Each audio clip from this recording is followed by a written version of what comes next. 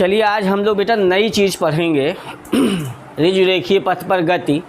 ये आप लोग अगर आप फिजिक्स पढ़े होंगे इसके पहले तो ये सब पढ़ चुके हैं, मैं वही फिर दोहराने जा रहा हूँ। इसके निचली क्लासों में ये सब थी। क्लास 9th में गति चैप्टर था मोशन, वहाँ आप लोगों ने ये पढ़ा है। एक समान गति किसे कहते हैं? Uniform motion. यूनिफॉर्म मोशन क्या होता है ये समझ लो बेटा। यूनिफॉर्म मोशन क्या है सुनो पहले ध्यान से सभी लोग, क्योंकि अभी पूरा पहले समझ लो फिर अभी नोट करेंगे बाद में। यूनिफॉर्म मोशन क्या है? जब कोई वस्तु समान समयांतरालों में इक्वल टाइम इंटरवल में इक्वल डिस्टेंस कवर करती है तो उसकी गति यूनिफॉर्म मोशन कहलाती है, एक समान गति कहलाती है।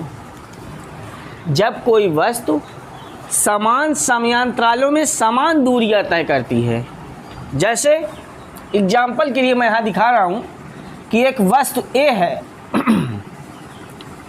जो पहले 10 सेकेंड में 5 मीटर, दूसरे 10 सेकेंड में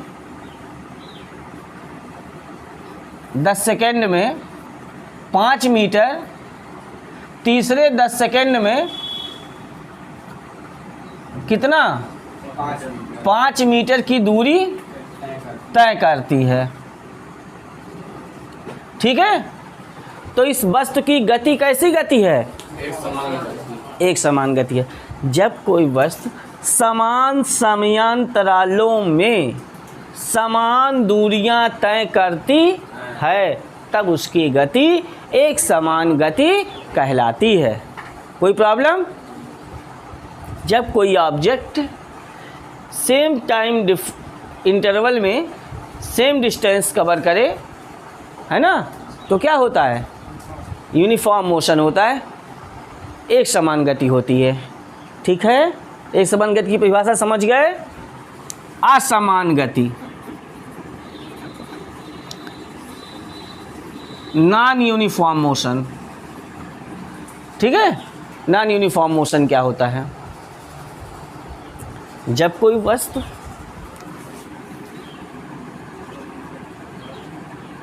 समान समयांतरालों में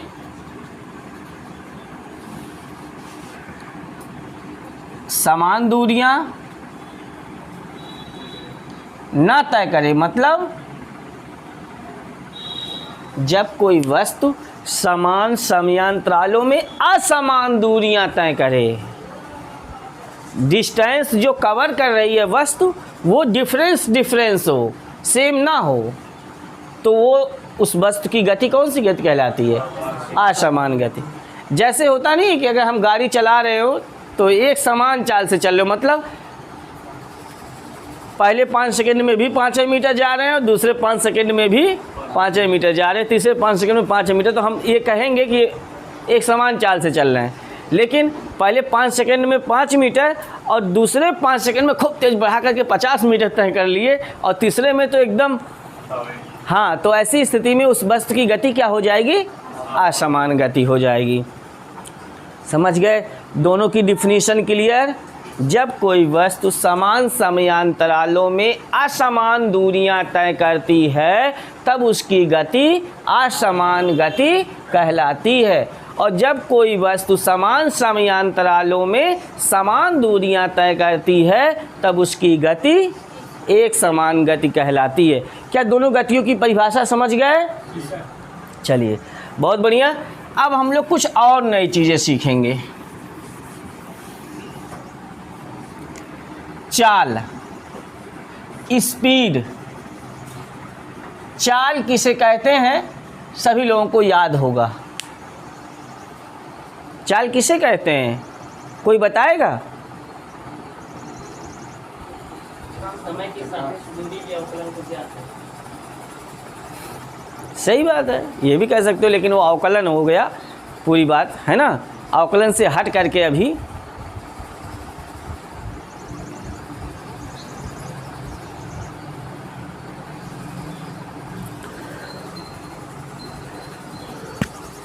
कोई बताइए, किसी को नहीं याद है? चाल किसे कहते हैं? स्थिति के परिवर्तन की दर। हाँ, वो बुक में दिया गया है कुछ ऐसा। ये बात सही है ना, साधारण सी डिफिनीशन है। किसी वस्तु द्वारा एकांक समयांतराल में चली गई दूरी को उस वस्तु की चाल कहते हैं। किसी वस्तु द्वारा एकांक समयांतराल में चली गई दूरी को चाल कहते हैं। और बाकी ये भी बात सही है, किसी वस्तु के स्थिति परिवर्तन की दर को, पोजीशन जो चेंज कर रहा है वो with respect to time, time के रिस्पेक्ट में, दर मतलब होता है समय, ठीक है। टाइम के रिस्पेक्ट में जो उस ऑब्जेक्ट की पोजीशन की चेंजिंग है वो क्या कहलाती है? चाल कहलाती है, ठीक है। तो क्या कह सकते हो? एकांक समयांतराल में किसी वस्तु द्वारा चली गई दूरी को चाल कहते हैं। चाल को बेटा यस से दिखाते हैं। किससे दिखाते हैं? नहीं, चाल को आप सिर्फ यस लिख दो, वी से दिखाते हैं। दूरी को यस से बताए थे, विस्थापन को वेक्टर यस से, चाल को वी से दिखाते हैं, स्पीड को, ठीक है। वी बराबर होता है यस बाई टी, या इसी को हम कहते हैं दूरी बटे समय। चाल बराबर दूरी बटे समय। इसका मात्रक मीटर प्रति सेकंड होता है। विमीय सूत्र एल टी माइनस, ये सब पहले बताया जा चुका है, विमीय सूत्र वगैरह। मीटर का एल और सेकंड का टी, टी ऊपर जाएगा, एल टी माइनस 1। चाल अदिश राशि है, इसमें परिमाण की आवश्यकता होती है, दिशा की आवश्यकता नहीं होती, ठीक है। तो चाल समझ गए क्या होता है? किसी वस्तु की चाल सदैव धनात्मक होती है। स्पीड ऋणात्मक नहीं होती, ठीक है।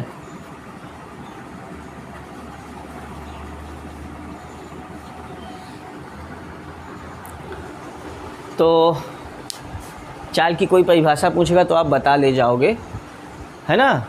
चाल दो प्रकार का होता है बेटा। कितने प्रकार का? दो प्रकार का। आज तक नहीं सुने होंगे आप लोग कि चाल दो प्रकार का होता है। 9th में, आज यहाँ 11th में आके सीख रहे हैं हम लोग। पहला है एवरेज स्पीड, माध्य चाल, एवरेज स्पीड, एवरेज स्पीड, माध्य चाल। और दूसरा है तात्क्षणिक,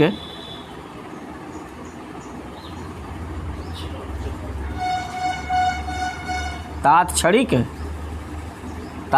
चाल, या इसी को कहते हैं तात्कालिक चाल, इंस्टैंटेनियस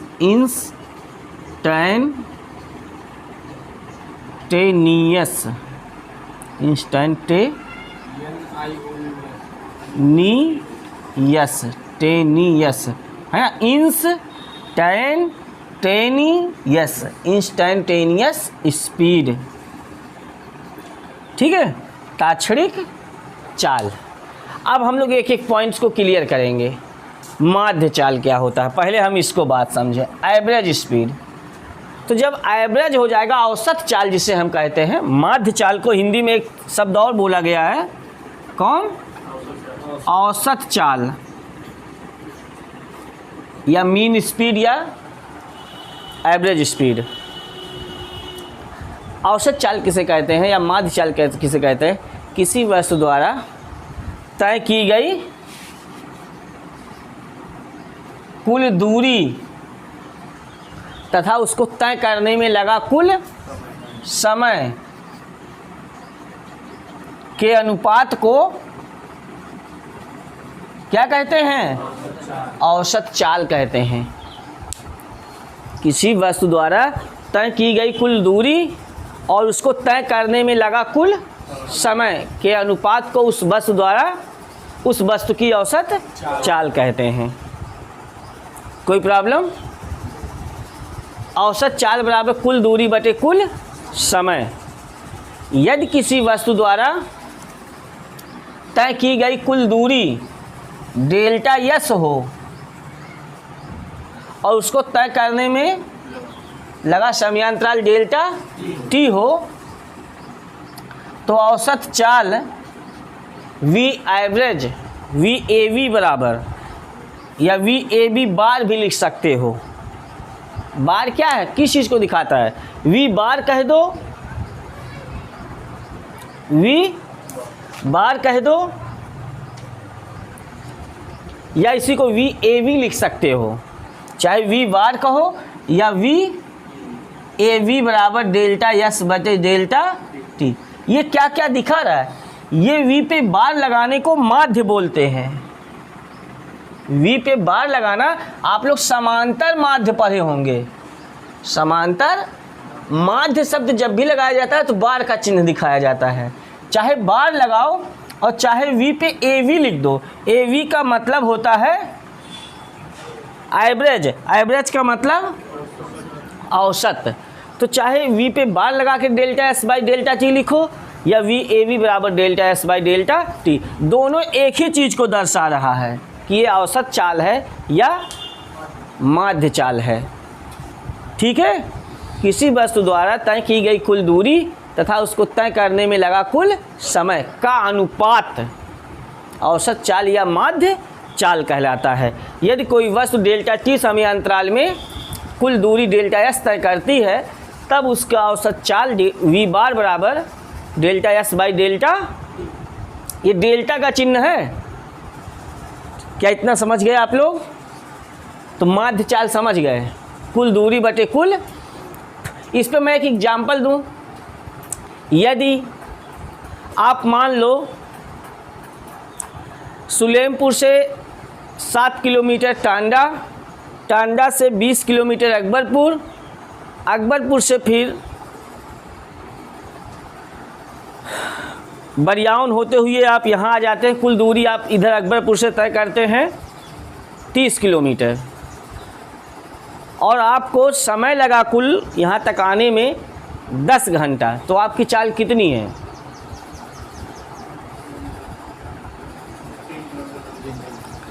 तो कुल दूरी आपने तय कितना किया? 7 इधर 20 उधर, 20 7 27 और आने में 30, 27 और 30 57 कुल दूरी हो गया। 57 किलोमीटर क्या हो गया? कुल दूरी। और उस दूरी को तय करने में कुल समय हमने बोला आपको 10 घंटा। तो 10 से भाग करोगे, किलोमीटर प्रति घंटा क्या हो गई?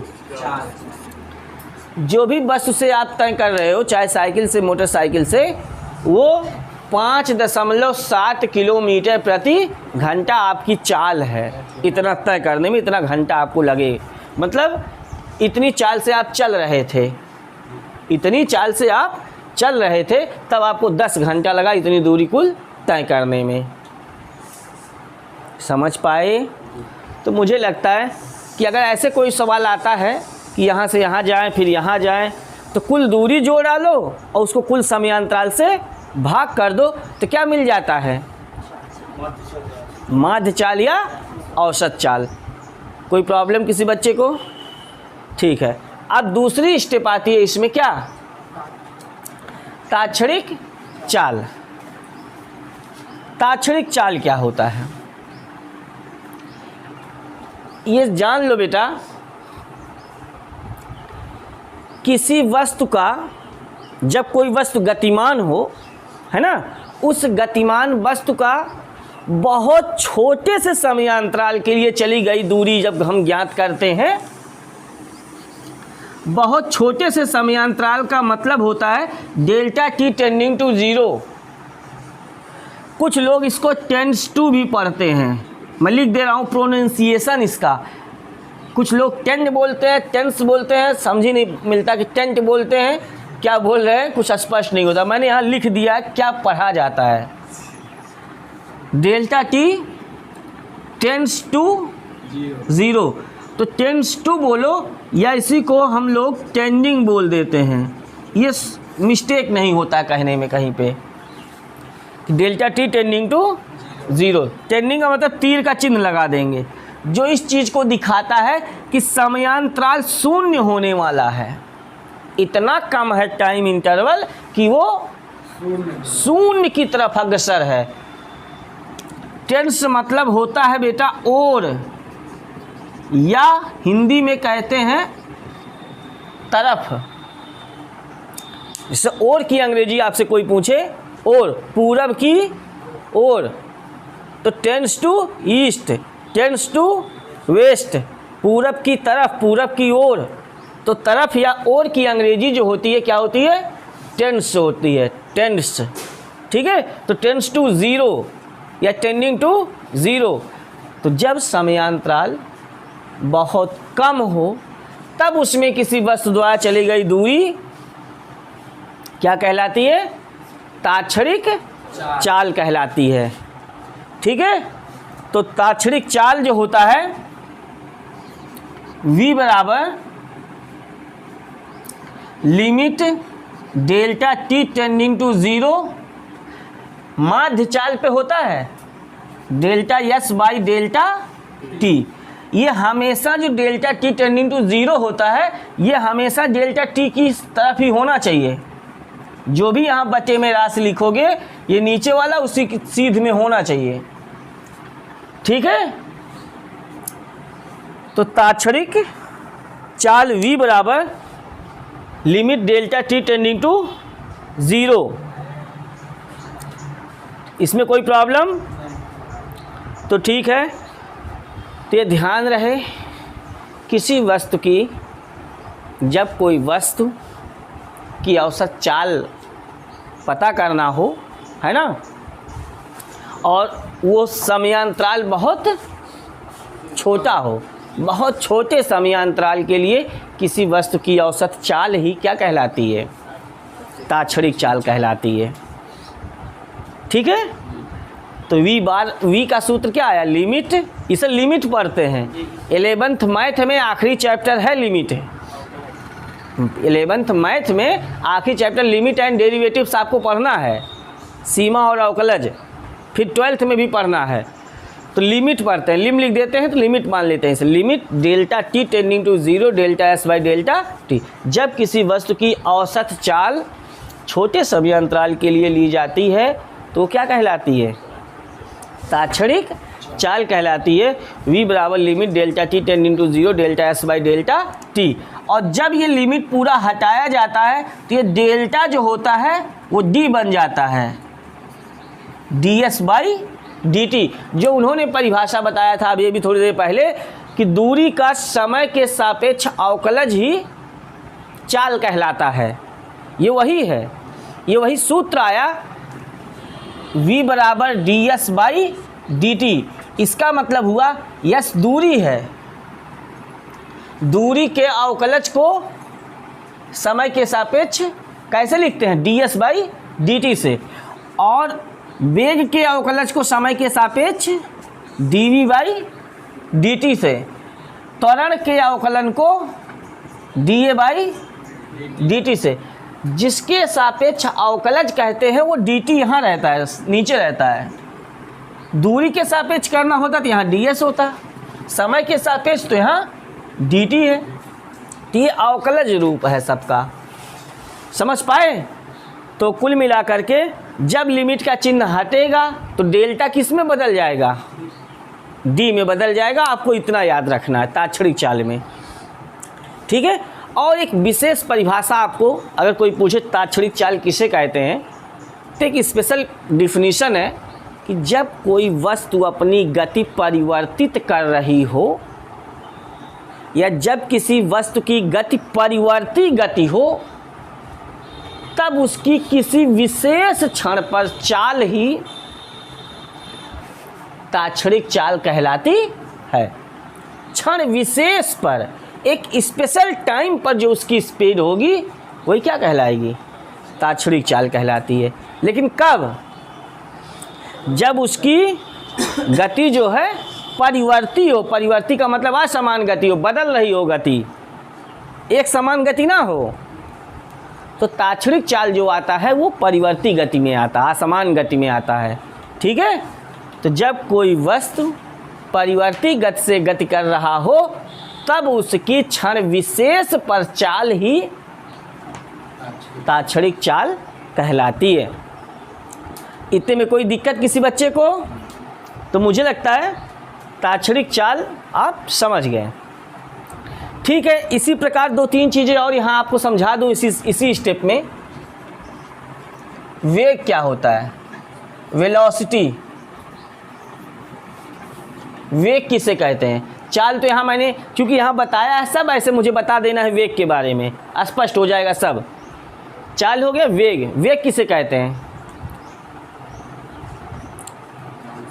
किसी वस्तु द्वारा एकांक समय में एक निश्चित दिशा में तय की गई दूरी को क्या कहते हैं? वेग कहते हैं। या एकांक समयांतराल में किसी वस्तु द्वारा तय किए गए विस्थापन को क्या कहते हैं? वेग कहते हैं। जब विस्थापन कह दोगे तब वहाँ आप दिशा नहीं बोलोगे, और जब दूरी कहोगे तो वहाँ दिशा बोलना है।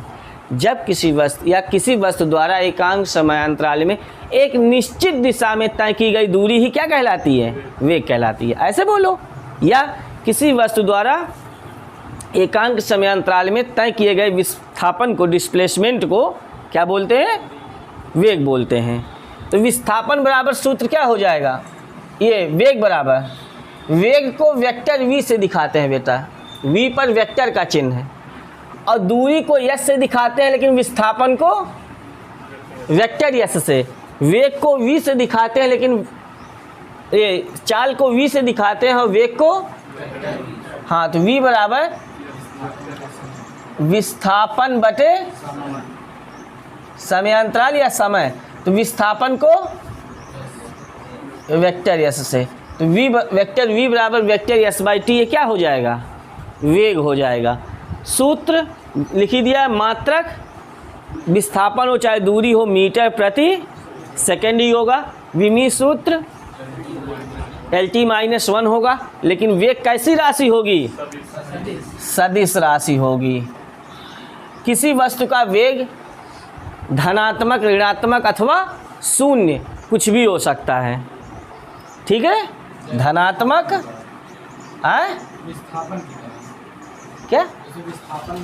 हाँ, धनात्मक, ऋणात्मक अथवा शून्य कुछ भी हो सकता है। कौन?